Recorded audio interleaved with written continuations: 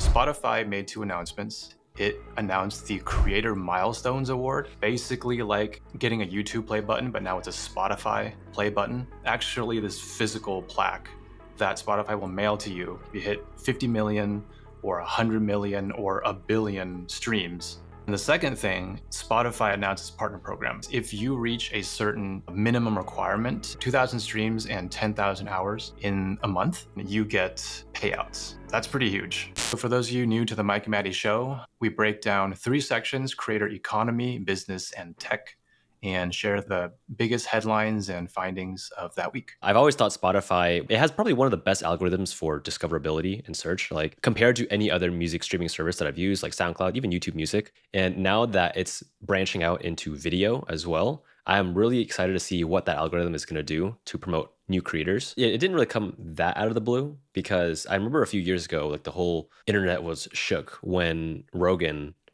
signed an exclusive deal with Spotify that his podcast would only be on Spotify. I think most of our early podcasts are also actually video, which you can listen to and watch on Spotify. But what is the difference here now in this partner program and Creator Milestone Awards? Why do you think this is going to be a bigger deal? Mentioning the Joe Rogan thing, people are feeling like Joe Rogan had to sign a deal.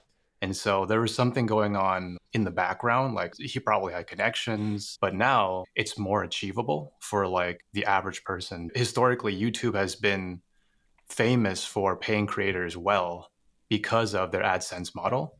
And so if Spotify is going to take that same model, then creators should expect to be paid rather well. The only thing I have in reservation here is that they said the payouts were based on premium user listens. So I'm not sure that is a good move. We have YouTube Premium. Like we pay like what, $30 for YouTube Premium. Obviously, not everyone pays for YouTube Premium, but AdSense doesn't come solely from that. If it did, then the prize pool would be way smaller. Yeah, that's actually a pretty interesting point. YouTube's viewing experience as a free user, it's not that much of a hassle to just wait 5 seconds and then click skip. Have you ever used Spotify's freemium version? I don't remember what it's like. It's terrible. What is it? It's atrocious. Like you can't pick a song you want to. You can only shuffle it. And in order to listen to a song, you have to sometimes sit through 30 seconds or minute-long ads. Jeez. And so it's like some songs are a minute long, you know? And so sometimes you're listening to an ad for as long as the song you want to hear is, and you can't even make playlists on it. So I think for that reason, maybe the partner program is going to be different, because a lot more people pay for Spotify Premium than use it freely because it's so bad.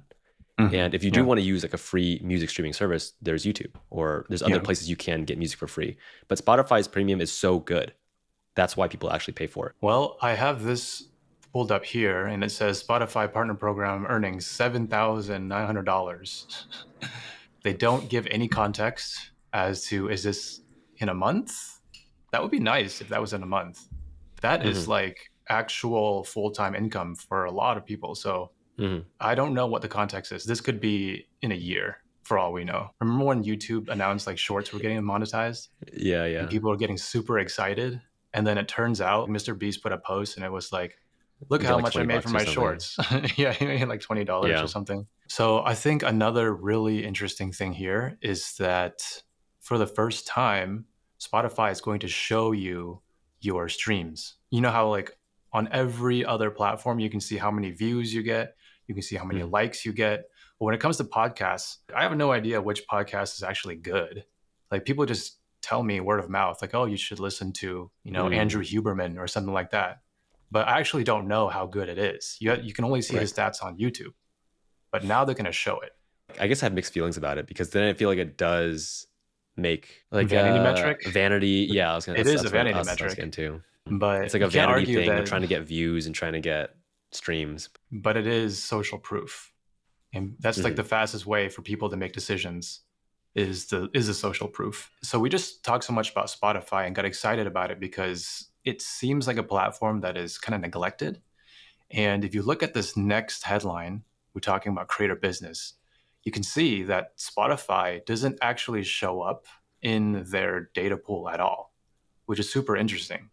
I bet that after Spotify's changes, it is going to start appearing in more studies. So Hmm. this is the ideal content funnel that's backed by data from Metricool. Before we dive into it, do you want to tell people what Metricool is? Yeah, well, I mean, Metricool is just a social media scheduler. It is a one-stop shop platform where you can schedule posts for all of your social medias instead of like logging into Instagram and then logging into X and logging into YouTube and then scheduling them all there. It, in theory, was a really good platform, but when I've used it in the past, it just had a lot of bugs. Like a lot of posts wouldn't come out on time and stuff. But maybe they've changed. Maybe it's gotten better. But I think Metricool does definitely have authority in talking about this data because it collects so much data. The way they broke down this, what they call it the ideal content funnel, is that you want to have three stages to your funnel. You have a visibility stage where you're just trying to get awareness. And then they call it the connections stage where you're trying to drive engagement and retention.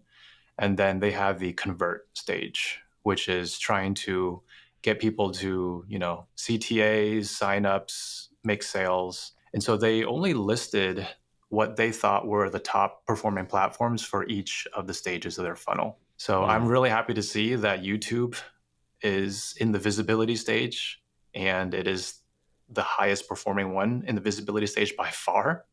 mhm. YouTube dominates with 26.29 impressions per follower, making it the best place to gain awareness.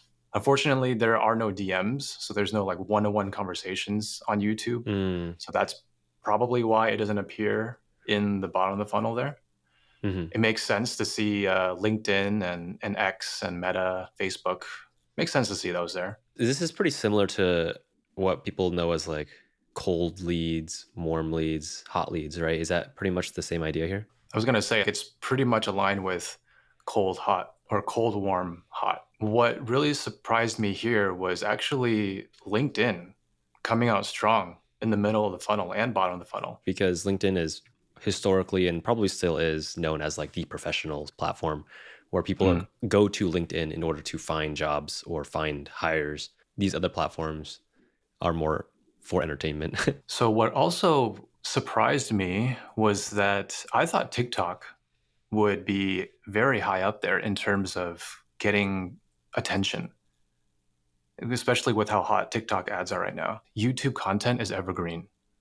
So a TikTok is going to disappear tomorrow or in a couple days, and you just Mhm. move on to the next. Whereas a YouTube video can get rediscovered, it can reemerge in the algorithm months, potentially years. Make changes to it. You can change the thumbnail, you can change the title. But even if you don't, like if you make content that's evergreen that answers a question that always needs answering, then Mhm. you stand a chance to get discovered. The consumer behavior of TikTok, I guess we're talking about like Gen Z or what's even after Gen Z, it's just so Gen different from Alpha. YouTube. Gen Alpha. Yeah, it's just so different from YouTube. Or I guess YouTube would just be the one that's most different from all the other ones. If you sell something that is higher ticket or even something that would require a longer sales process, sales cycle, then your strategy on short form content like TikTok would be very different. You're probably not trying to pitch your $5,000 offer in a TikTok video. You'd probably want to opt them in first, like an email, or even just to watch another short. Mm, But on the other mm, hand, I know this because my girlfriend is a TikTok savage. You know, she's always on there, as along with all the other Gen Z people. If you sell a low ticket product, TikTok is yeah. amazing for it. If we're talking specifically from a business standpoint, people who buy products don't necessarily need to go through a funnel anymore. What gets someone to buy is just a trigger. So a trigger can happen at any moment on any platform at any time. If a person just watches an unrelated piece of content and it just reminds them, oh, I forgot about this thing, they might just go and buy it right there. That's why like Mm, TikTok kills it for these little trinkets and toys. I mean, I'm sure your wife has also bought stuff from Instagram ads or TikTok ads that she's for like, oh, it sure. looked Yeah. cool. It looked cool. So I just bought it. They don't need Mhm. to be sold on it. So it's an impulse buy. You're just in such a different mindset when you're scrolling. Is that high dopamine, high like reaction, like if something comes up kind of cheap, impulse buy, like you're gonna buy Mhm. it. Well, all this to say, if you are a creator who is interested in building a business alongside of it, that YouTube is the platform to be on. The reason I think so many creators or business owners resist going to YouTube is because it is so much more work. You have to think about titles and thumbnails, which you don't have to do for most other platforms, and the resources that you have to spend and invest to create a video. It's just scary. But OpenAI just released a feature that might Mm, change all of that. I like what you did there. Yeah, OpenAI released a new feature called deep research. It's not the first one on the scene with deep research, Mhm. but as we know, like OpenAI is one of the leaders, if not the leader in AI. So OpenAI's new deep research, this is going to make our lives as creators and entrepreneurs so much easier. And it's going to make every YouTuber's life so much easier. So I actually took some time to play around with this. And I found like you can ask it like real pretty detailed questions and it'll give you pages of research, something that would probably take me days or like a whole week to do. And Mhm. it will do it in generally to 30 minutes. Unfortunately, right now, it's only available to the Pro plan. So you got Uh-huh. to pay $200 per month. They also announced that there's plans to make this available to Plus. So, and that's Mm. supposedly coming in the next few weeks. Why is that such a big deal for us now that all this research can be done in a matter of 30 minutes? So it's really hard to tell a story and connect with people when you don't have a comprehensive understanding of what you're talking about. So up until now, very easy to make content with AI. AI is just churning out shallow, like low level, mindless content. But now AI is helping us go deeper. But it's also giving us the ability to bring out the human side of content. That's cool. Do you have an example of the research that it pulled? Let me pull up what I did. Like if it just pulled back 30 pages of random Reddit posts, then I don't know how useful that kind of research is. It could be a little bit, but like, what is it doing? I know right now you can talk to GPT or something, and foundational models are trained on, terabytes of data. But the problem with foundational models is that they're trained up to a certain point, and so they don't have access to like the latest and the newest research. That's what makes us different, right? Because I did run some tests and I did see that it would go through Reddit. But Yeah, I Reddit's got to some my bangers understanding, sometimes. Reddit's got yeah, I some mean, golden it's gems got from people. some. So one of the YouTube videos that I'm working on is kind of like a documentary style educational video about how I think the death of the smartphone is coming. I guess more on that later when that video comes out. But basically, I told it I'm making a video about death of smartphone is coming. I want you to help me go back in time and look at the history of how the smartphone developed. What was the culture? What was the counterculture? And then I want you to help me recap how far we've gone in technology, starting from things like Google Glasses, we got AirPods, Neuralink, Meta glasses coming up.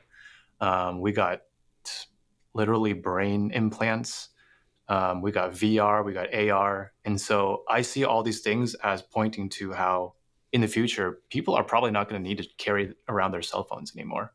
It's just going to be like literally a chip where you can just augment your vision and speak to AI, like maybe through an earpiece or something like that. So it sounds like you still So have to I do gave it quite a that. bit of prompting and instruction, but go down and let me see. Let's go to the actual output. Yep. So I'm just going to start scrolling and you can see the output. And there's citations for all of these. Okay. It took me what, like less than 5 minutes to prompt it. This would take me days to do. Hmm. And it doesn't even like it only gives me the things that I thought it was relevant. Like I saw it going through sites and then just kind of skipping over some sites. So I'm not sure how it figures that out, but Hmm. I'm still scrolling. Like I Nice. just opened a new tab and I started working on something else. Hmm.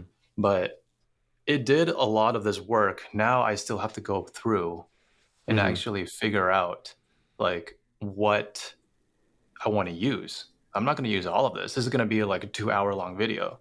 Hmm. But the good thing is, I don't actually have to go through and read every single thing. I can still have a conversation with ChatGPT, and it can sift through, and it can actually help me pinpoint what I want. So Nice. that's Yeah, the this I think is that's like the cool. underrated part that people forget. I think that a lot of people don't realize the amount of effort and work that goes through an educational creator's mind when they're coming up with videos. This is cool. I'm excited to see where it goes. Obviously, I'm sure the other models like Anthropic are going to quickly follow up with something similar to this.